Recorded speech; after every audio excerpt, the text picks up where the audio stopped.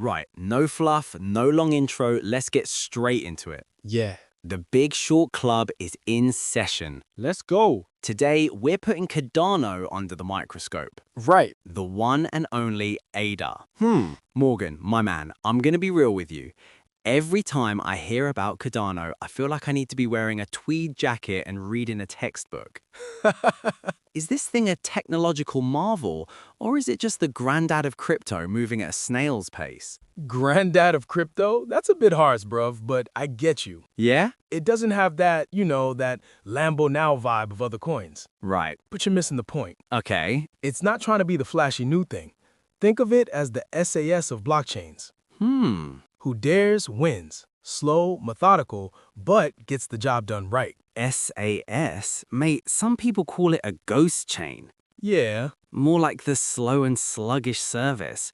All right, let's do this properly. Okay. A full SWOT analysis. Strengths, weaknesses, opportunities, threats. Do it. School me, Morgan. Hit me with the strengths. Why should I even be looking at this thing? All right. Strength number one, and this is the bit everyone roasts, the peer-reviewed approach. Right. Before they build anything, it's all based on academic research. Okay. Now you can laugh, but let me ask you this. How many times has Solana gone down?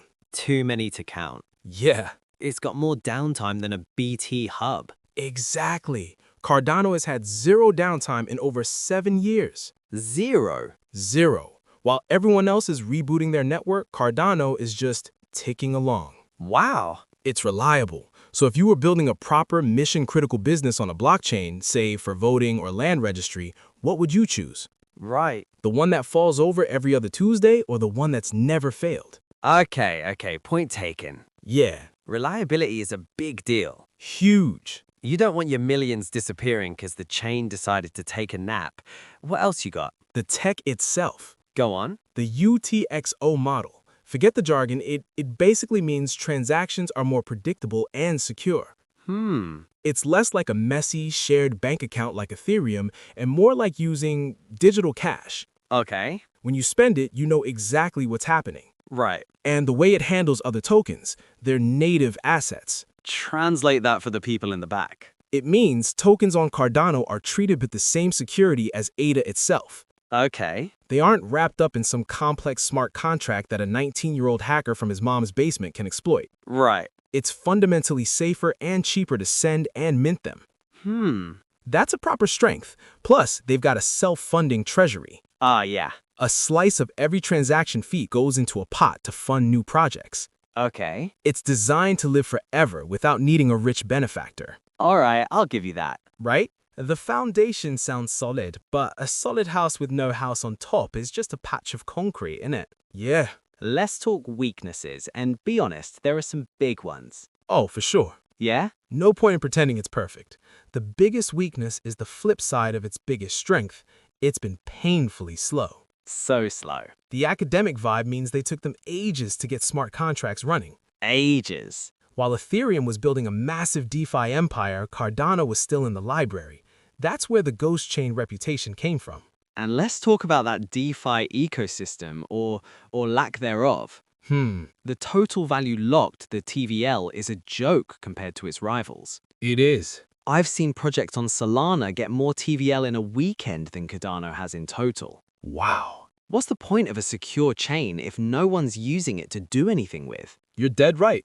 Right? And that leads to the next weakness, the developer experience. Oh, okay. To build on Cardano, you traditionally had to learn Plutus, which is based on a language called Haskell. Haskell, yeah. Ask any developer, that's like asking a modern builder to work with tools from the Roman Empire. It's powerful, but the learning curve is a wall. Right. They're getting better with new languages like Icon, but they're playing catch-up. And what about the main man, Charles Hoskinson? Oh yeah. The founder. Bloke's a genius, no doubt, but he's the face of everything. Yeah. If he gets cancelled on Twitter, does the whole project's reputation go down with him? Seems like a single point of failure for a decentralized project. It's a double-edged sword, man. Yeah? He's their biggest cheerleader, but also their biggest target. It's a definite weakness that the brand is so tied to one personality. Totally. They've oversold and missed deadlines in the past, and he takes the heat for it. So it's slow, empty, and hard to build on. Yep.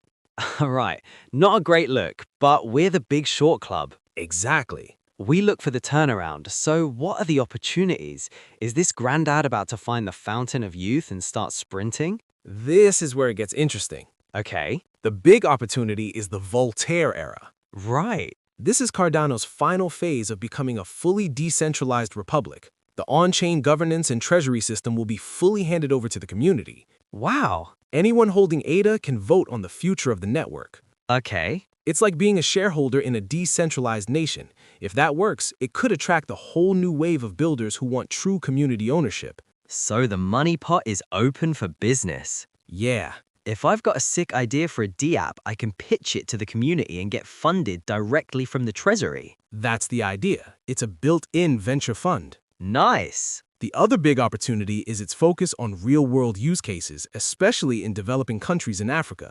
Right. Things like digital identity, supply chain tracking, academic credentials on the blockchain. It's less about trading monkey JPEGs and more about building actual infrastructure.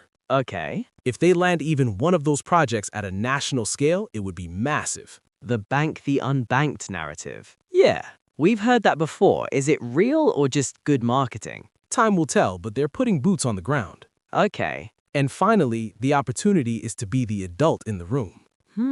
While other chains are dealing with hacks, network failures, and regulatory heat for being like casinos, Cardano can market itself as the safe, compliant, reliable choice for serious institutions. Right. The tortoise might just outlast the hares. The tortoise, eh?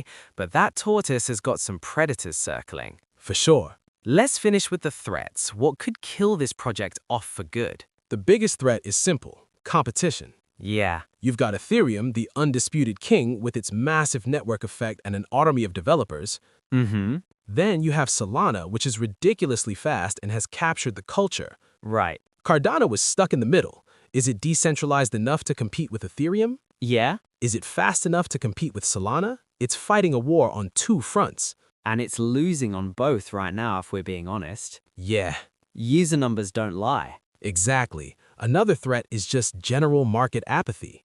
Hmm. What if after all this, the world decides it doesn't really need a decentralized world computer? Oof. What if the only real use case for crypto is speculation? Yeah? If that happens, all chains are in trouble, but the slow, methodical one that hasn't had its moment in the sun could be the first to be forgotten. So the threat of being too little too late. Yeah, The world moves on before Cardano's finished writing its latest research paper. precisely. And talent retention. Right. Developers will go where the money and the users are.